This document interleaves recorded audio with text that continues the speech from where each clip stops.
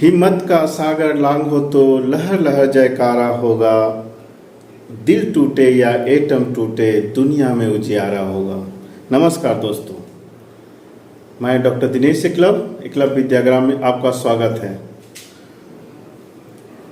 दोस्तों, अगर दिल टूट भी जाए तो ये बीपीएससी शिक्षक की ट्रेन कभी भी छूटनी नहीं चाहिए।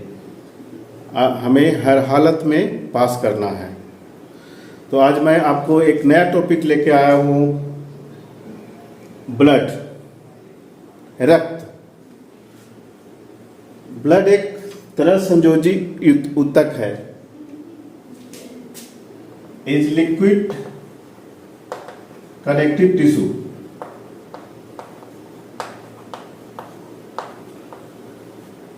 ब्लड एक लिक्विड कनेक्टिव टिश्यू है। इसका पीएच 7.4 होता है, यानी क्षारीय होता है, स्लाइटली अल्कलाइन। ये 7 रहेगा तो न्यूट्रल होगा, और 7 से जब भी ज्यादा होगा तो वो क्षारीय होगा, अल्कलाइन में होगा। 7 से पहले अगर 6, 5, 4, 3 होगा तो वो एसिडिक हो जाएगा। तो 7.4 ब्लड का पीएच होता है, 7.4 यानी slightly alkaline. A study of blood is called hematology या serology। हम लोग ब्लड प्रेशर नापते हैं, उस इंस्ट्रूमेंट का नाम है स्फिग्मोमैनोमीटर। स्फिग्मोमैनोमीटर से हम लोग ब्लड प्रेशर मापते हैं। इसका नॉर्मल वैल्यू होता है 120/80 मिलीमीटर ऑफ Hg। फॉर्मेशन, कहाँ से ये फॉर्मेशन होता है? तो ये ब्लड है जो अस्थि मज्जा में फॉर्मेशन होता है, बनता है, यानी बोन मैरो में। और भ्रूणावस्था, एम्ब्रियोनिक स्टेज में ये लीवर में बनता है। कंपोजिशन ऑफ ब्लड, किस किस चीज का ब्लड बना होता है? तो ये प्लाज्मा का बना होता है और ब्लड कॉर्पसस का बना होता है। प्लाज्मा 55% और ब्लड कॉर्पसस 45%। प्लाज्मा में मुख्यतः जल होते, प्रोटीन होते, लवण होते, ग्लूकोज होते और अन्य पदार्थ होते। जल इसमें 90% होता, protein 7%, globulin, thrombin, prothrombin, thromboplastin, fibrinogen, ये सब प्रोटीन होते। लवण 0.9% और ग्लूकोज है 0.1% और अन्य 2% होते। ब्लड कॉर्पसस में 45% होते, जिसमें आरबीसी यानी red blood corpuscles, WBC white blood corpuscles और प्लेटलेट्स। इसका साइंटिफिक नेम है इरिथ्रोसाइट, आरबीसी का, डब्ल्यूबीसी का लिपोसाइट और प्लेटलेट्स का थ्रोम्बोसाइट। लिपोसाइट जो डब्ल्यूबीसी है वो दो भाग में बढ़ते हैं, ग्रेनुलोसाइट और एग्रेनुलोसाइट, जिसमें ग्रेन्यूल्स होते हैं, जो प्रोटीन इस टाइप का ग्रेन्यूल्स होते हैं, ये प्रोटीनस होते हैं, ये ग्रेन्यूल्स होते हैं। इसमें अनेक ग्रेन्यूल्स होते हैं, तो उसको ग्रेनुलोसाइट कहते हैं। जिसमें ग्रेन्यूल्स नहीं रहते वो एग्रेनुलोसाइट कहते हैं। ग्रेनुलोसाइट में 3 तरह के होते हैं, न्यूट्रोफिल, वेसोफिल और इस्नोफिल। और एक ग्रेन्यूल्स में क्या होते हैं? मोनोसाइट और लिम्फोसाइट। न्यूट्रोफिल लगभग 65% होते और बेसोफिल 0.4 से 1% और इस्नोफिल 1 to 3%।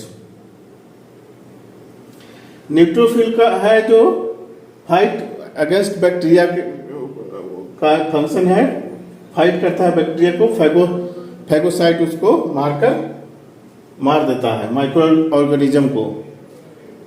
बेसोफिल है जो एलर्जिक रिएक्शन में भाग लेता है, रिलीज हिस्टामिन करता है और एलर्जिक रिएक्शन में भाग लेता है।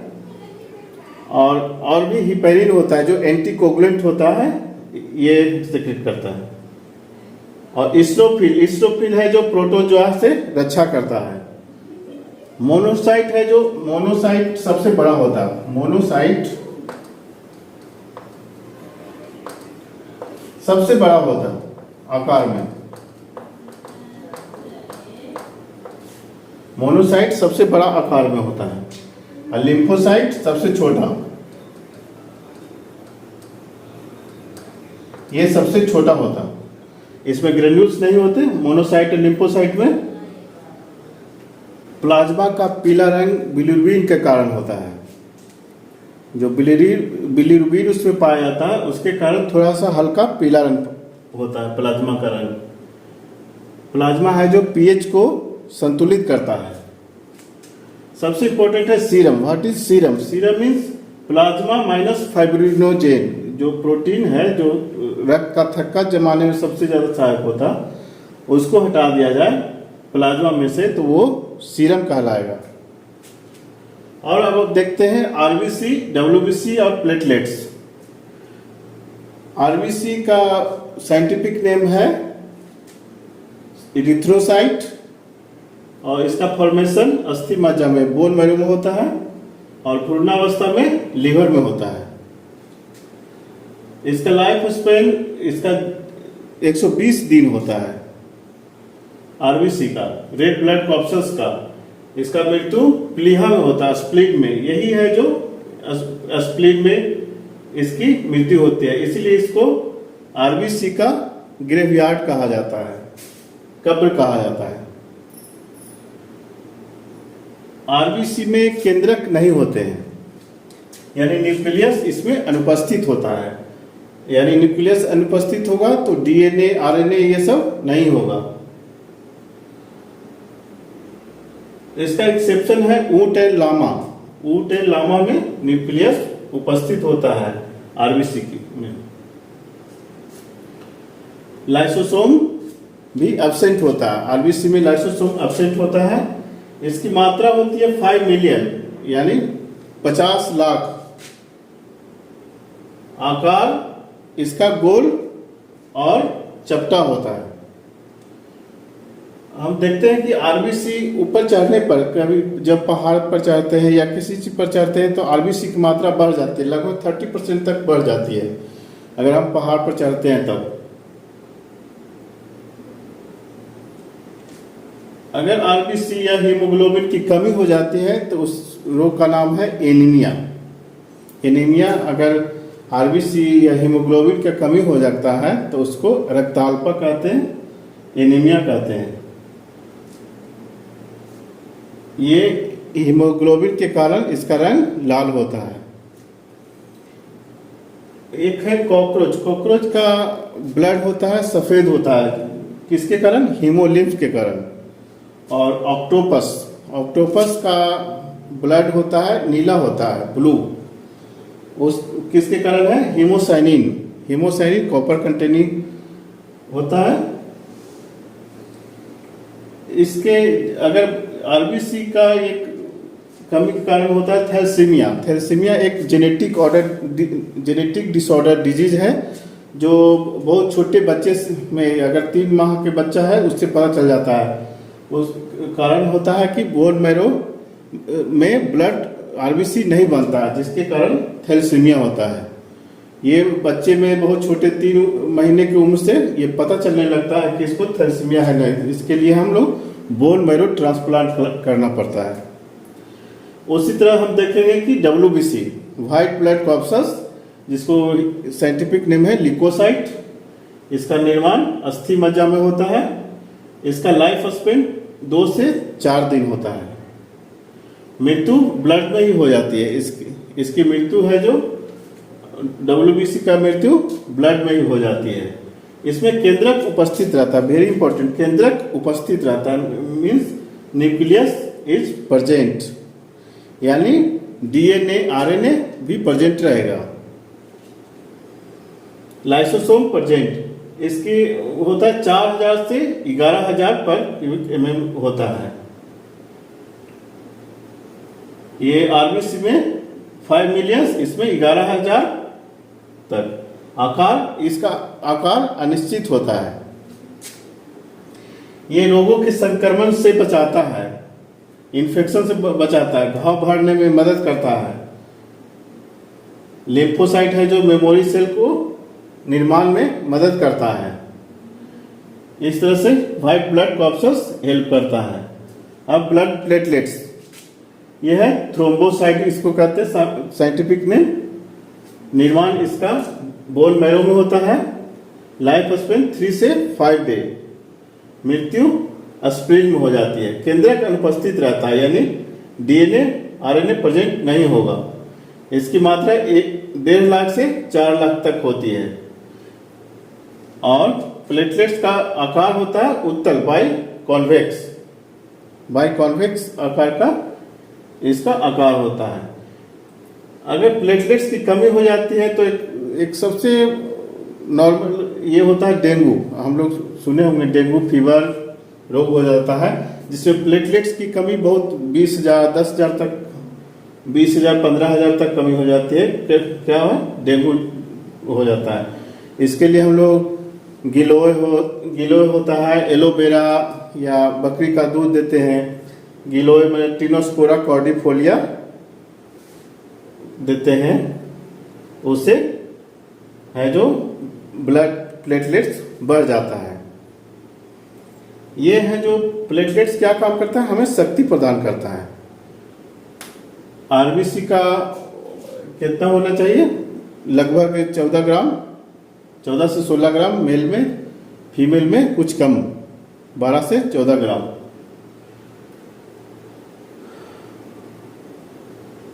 ये डब्ल्यूबीसी में 2 तरह के हो गए, ग्रेनुलोसाइट, एक ग्रेनुलोसाइट।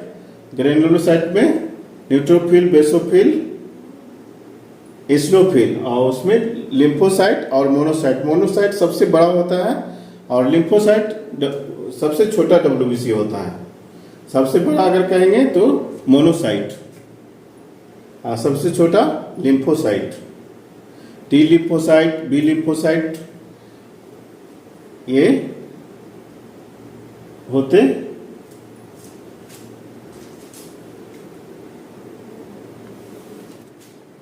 ब्लड ग्रुप की खोज कार्ल लैंडस्टीनर ने 1900 ईस्वी में किया और इसके लिए 1930 ईस्वी को उन्हें नोबेल पुरस्कार मिला।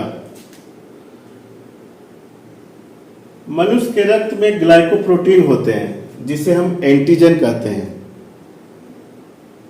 ब्लड ग्रुप मुख्यतः 4 तरह के होते हैं, A, B, A B and O. तो ब्लड ग्रुप ए में एंटीजन ए होता और एंटीबॉडी बी होता, स्मॉल बी।